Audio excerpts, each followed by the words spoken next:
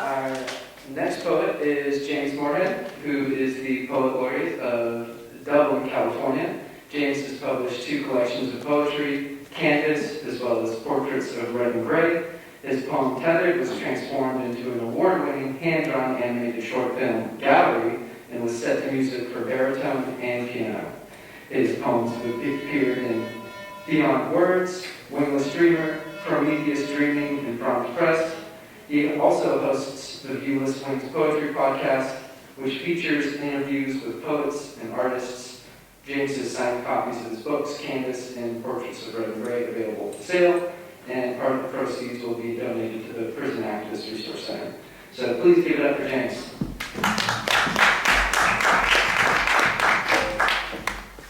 All right, the most important thing for me to remember in my reading classes, or at least some interpretation of my poetry. It'll be encrypted versions. All right. I want to thank Patagonia and Christian for putting on this wonderful event. Such a wonderful space, so thank you so much for making this space available. She is San Francisco in shades of pink and blue, a painted lady with combat boots and attitude. She wears sweatshirts in summer, chilled by salt-soaked fog spilling over evening tides. You might catch a glimpse of her rollerblading across the Golden Gate as you sail beneath suspended steel into Pacific swells. She is Portraits in Young, a cable car's clang, a skate punk sprayed in neon green who runs from Theta Breakers or swirls around the rainbow flag on Market Street in June. She is San Francisco, spun with threads of sunset hues and wisps of endless dune. Thank you. That I wrote for this event, actually. It's the first time anyone's heard it, other than my long-suffering poetry family. All right, so the second poem I'm going to read is the poem Tethered that was turned into an animated short film, won a bunch of awards, and it was hand-drawn 750 frames by a wonderful animator that I connected with over Instagram in Milan, Italy. Amazing. Tethered. I've long ago learned to ignore the rhythmic tug of the chain that tethers me to the ocean floor. A chill curls around my painted stripes as fog rolls toward a distant shore and wave-powered bells warn those sailing near. I hear passing ships cutting toward the Golden Gate and imagine their carefully stacked containers swaying in the swells.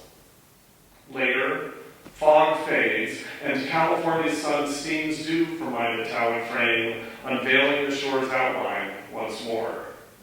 A seagull pauses, perched and chattering, singing me stories until trade winds lift her to dance above whitecaps. Soon, the season of storms returns, bringing fierce waves and wind to power the peals of my warning bells. Deep in winter, mist freezes to my metallic skin, crafting turquoise crystals that flicker in the moonlight. But in time, calm and warmth return, lit by the moon's waning crescent, mirrored on still water's glass. Do I measure time in seasons, or in dawns and dusks, or count the cycles of frost freezing, then dripping melted down my spine? Or do I set aside time and count the swells, or passing ships, or pods of dolphins, shivers of sharks, colonies of gulls? I dream of one day being released from my tether, my work complete, transformed into turquoise sea glass, smoothed by tides and resting on a shoreline beach, waiting to catch the eye of a strolling passerby. Tethered. Thank you. And that was a completely unintentional connection to sea glass. All right, this poem I wrote because it's a real experience. It happened to me, but I think it's an experience everybody, even the youngest person who hears this poem, can relate to. Crush. Teen week at Foxwood Inn. I'm 15, scrawny, bookwormed and shy. She arrived so tall, her rich brown curls waving a smile, dazzling and confident. The crush envelops me, its weight taking my breath away. As she turns the corner, there is no time to say hi, and I fear being caught staring too long. Each morning, after breakfast, I peek over my paperback, waiting for her to pass by, and if her eyes catch mine, I shrink and blush, my heart crushed and racing. Later, by the dock, the jocks show off their running, shirtless, headlong dives while I sit, silently, on a fading Muskoka chair, tucking my book under a towel, avoiding splashes. When the last night comes, her name a mystery still, with Stairway to Heaven's sorrowful intro begun, I crush fear, walking towards her, extending my hand, offering a dance. She looks me in the eye and quietly nods, no, and takes the dance floor with one of the diving boys. I walk in the darkness, across dew-damp grass, down to the edge of the dock, sitting, legs swinging, toes caressing the still cool lake, rubber plant echoing in the distance. Between chords I hear footsteps. She's there, her hand on my shoulder, a tear sliding down my cheek. I like you, James, but just as a friend, sitting down beside me as the song ends. I feel the crush as my imagined first kiss drifts away with the ripples beneath my feet.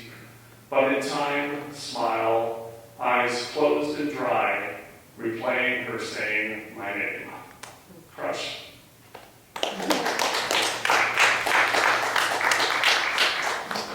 This next poem was written because of writer's block, or I could sense it coming. So I took a 12-hour round trip to be inspired, and it was. Ghosts of Bodie, California. I drove for hours to the Ghosts of Bodie, through Sonora Pass by switchbacks, where the air starts to thin, to an abandoned place I know you'd love if I could wake and bring you here.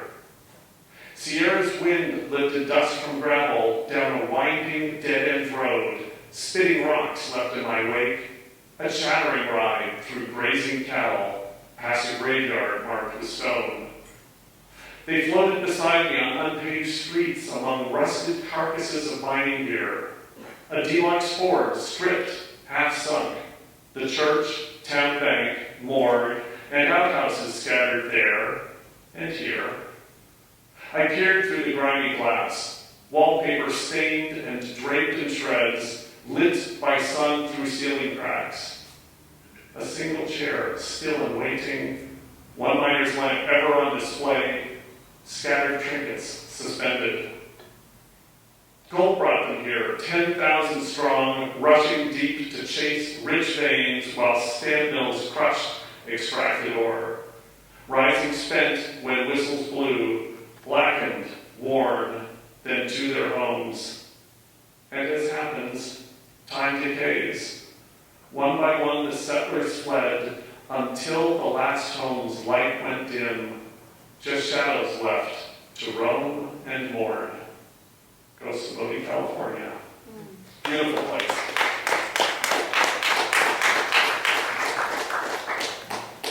Now, this next poem is from a chapbook looking for a home. It's the title poem. The Plague Doctor. You shared a photo last Halloween, shrouded in a swirl of spirit fog. Leather gloves stretched up and tucked into a blue velvet overcoat, cut high to shield your neck and folds. A bowler hat in rich black covering your blonde hair, tinted blood red, perhaps flowing out of the frame or tied back, filling the rounded crown. It is the mask I can't shake, eerie, with spectacles for eyes and a beak formed from leather designed to terrify or perhaps dispel my asthma. An image of you so real I imagine the beak filled with dried flowers, scented to discourage plague-spreading smells. I wonder now, staring at the photo months later, trying to unravel what is costume, what is real. Did you become the plague doctor for just one night? Or have you been waiting in the shadows for death to return? Thank you.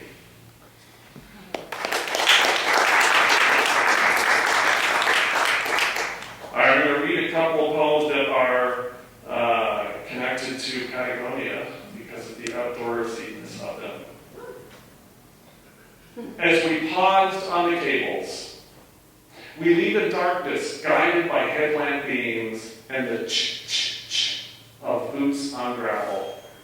We hike for hours through waterfall mist, up stone-carved steps in forest depths, lit by hints of sunrise glow, past cottonwood and oak, until in time our muscles ache.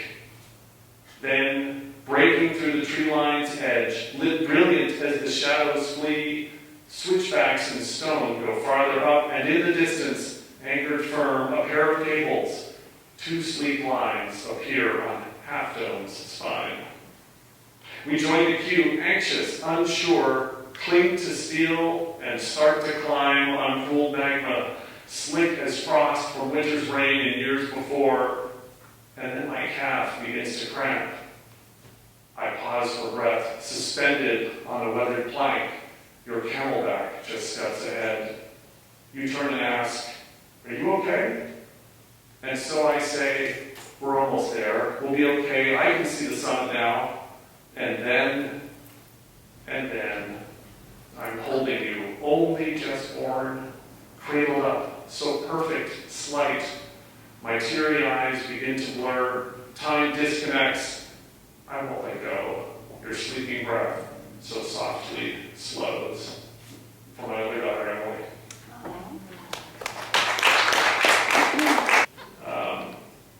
Another poem that is inspired by my love of the outdoors. The silent roar of Haleakala. 10,000 feet above Maui's surf, I step away from my car onto Haleakala's volcanic rock, lava carved by pockets of steam.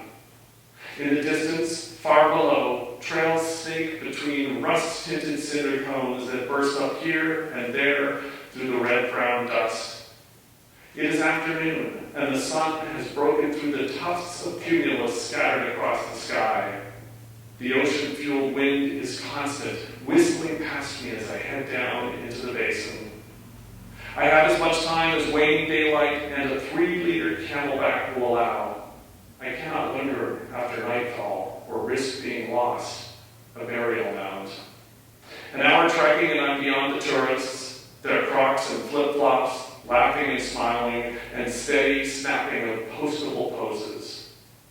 I pause by a brilliant silver sword, her rings of hair thriving in the dust, protected by a wall of stones placed by thoughtful passers-by.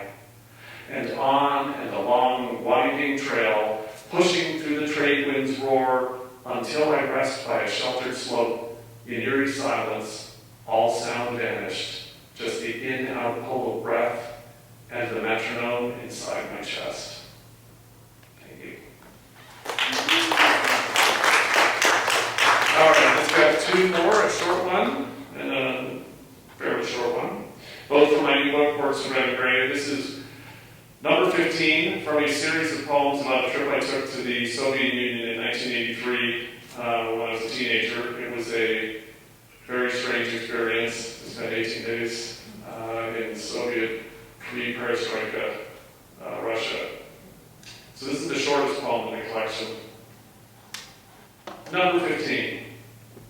Sipping tea in Samarkand, a nestled perch on concrete stilts, an eerie cove in shadows glow, from sunlight seeping patterned walls, open air, a warmer breeze, so strangely whispers this hidden space, on kneeling mats and wooden slats, a simple teacup held in place.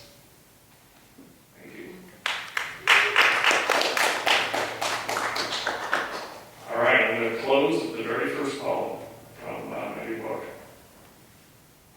The New Yorkers. Visiting last fall, I noticed the New Yorker on your kitchen counter. Our issues identical, but for the address boxes. One marked California, well lit by endless sun.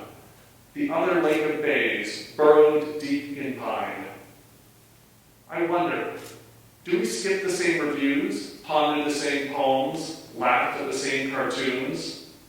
Do you display a curated selection of covers on your coffee table and bathroom magazine rack?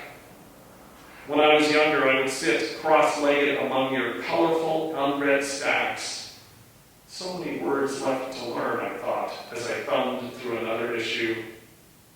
As I walked back from the mailbox, my copy buried in a pile of bills, I imagine you lingering in bed, hiding from Mom, finishing one last page. I begin with fiction and wonder, are you searching for fiction too?